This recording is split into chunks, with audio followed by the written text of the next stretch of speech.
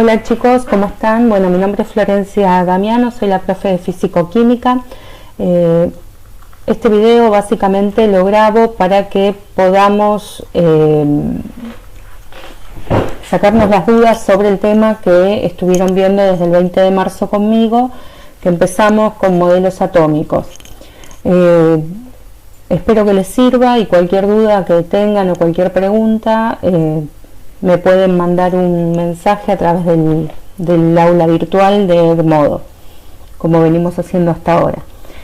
El texto que yo les había mandado habla sobre, nos hace una pregunta principal que dice de qué están hechas las cosas. Ese texto que yo les mandé es un texto de divulgación científica, sacado de un libro que se llama La química está entre nosotros, de la colección Ciencia que ladra.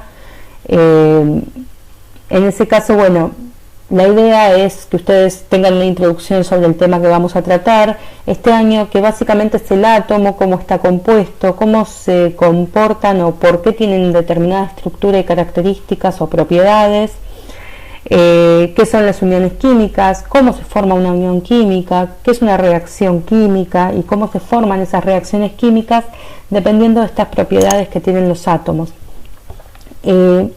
Básicamente voy a hacer un breve resumen sobre la concepción de átomo a lo largo de la historia, ¿sí? Nosotros acá en el texto, la realidad es que yo ahora no lo leí, lo hice yo, es decir, leí mucha información para poder enviarles como yo se los explicaría en clase, ¿sí? Pero bueno, ahora voy a hacer un breve resumen sobre las distintas concepciones que se tuvo a lo largo de la historia sobre el átomo.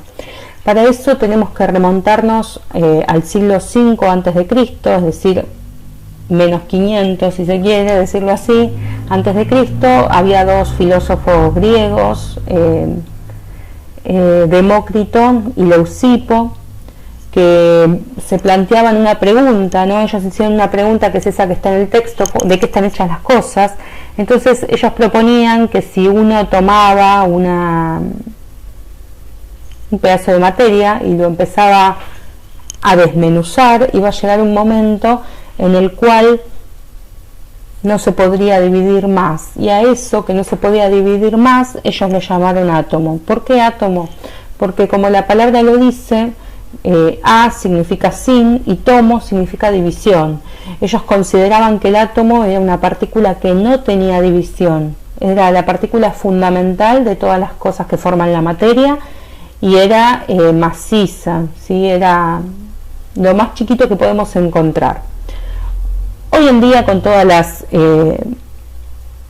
tecnología, los descubrimientos científicos, a partir de los fines del año 1800, principios de 1900, se descubrió que esto no es así, en realidad que los átomos sí tienen o están compuestos de otra cosa, ¿sí? Pero vamos a ir avanzando en eso a medida que les vaya explicando un poco de qué se trata.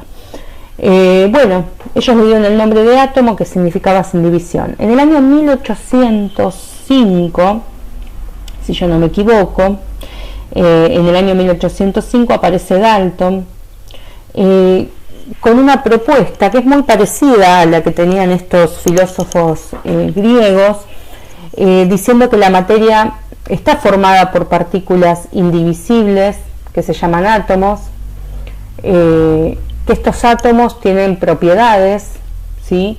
Y que esas propiedades van variando dependiendo del tipo de átomo que tengamos. Entonces, si yo tengo, por ejemplo, un átomo de hidrógeno y tengo un átomo de oxígeno, estos dos átomos, si bien son átomos, son distintos y tienen y poseen distintas propiedades, ¿sí? Entonces, ellos, además de distinguir los distintos tipos de átomos que existían, que no es uno solo, sino que hay varios tipos de átomos, además de eso, también explican que existen sustancias simples que están formadas por un solo tipo de átomo y sustancias que se llaman compuestos o moléculas que están formadas por la agrupación de dos o más átomos distintos, ¿sí? Estas sustancias o moléculas son las que componen la materia y los átomos también, ¿sí? Este modelo que propone Dalton en realidad es una teoría atómica, ¿sí? Que tuvo mucha vigencia, casi 100 años. Hay que tener en cuenta que en la misma época, como dice ahí en el texto que yo les mandé, Avogadro definió el concepto de molécula como la unión entre dos o más átomos, que es básicamente muy parecido a la teoría de Dalton, que decía que se formaban moléculas. A la teoría de Dalton se la llamó teoría atómica y molecular, justamente por esto que estamos hablando. Bien, abajo en el texto ustedes tienen sustancias simples, yo ahí las representé con esferas de distintos colores, tienen sustancias compuestas que vendrían a ser moléculas, que también las representé, es decir, en esa imagen que ustedes ven que hay dos esferas de color celeste y una de color amarillo, ¿no? En la bandera de Boca, ¿sí? Representada ahí. En realidad lo que es dos átomos de un tipo y un átomo de otro tipo. Eso tranquilamente, si el átomo amarillo es el hidrógeno, es el oxígeno, y el celeste es el hidrógeno, podría ser tranquilamente una molécula de agua, ¿sí? Y después abajo les hice un ejemplo de lo que vendrían a ser reacciones de separación de sustancias simples y compuestas.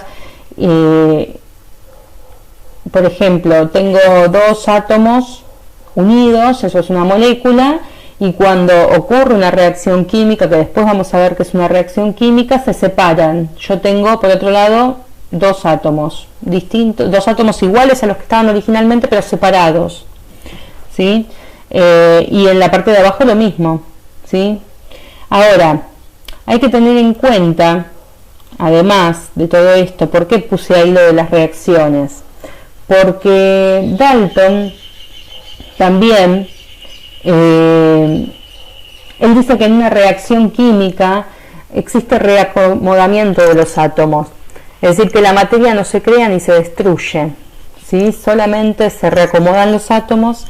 Eso es lo que propone Dalton, ¿sí?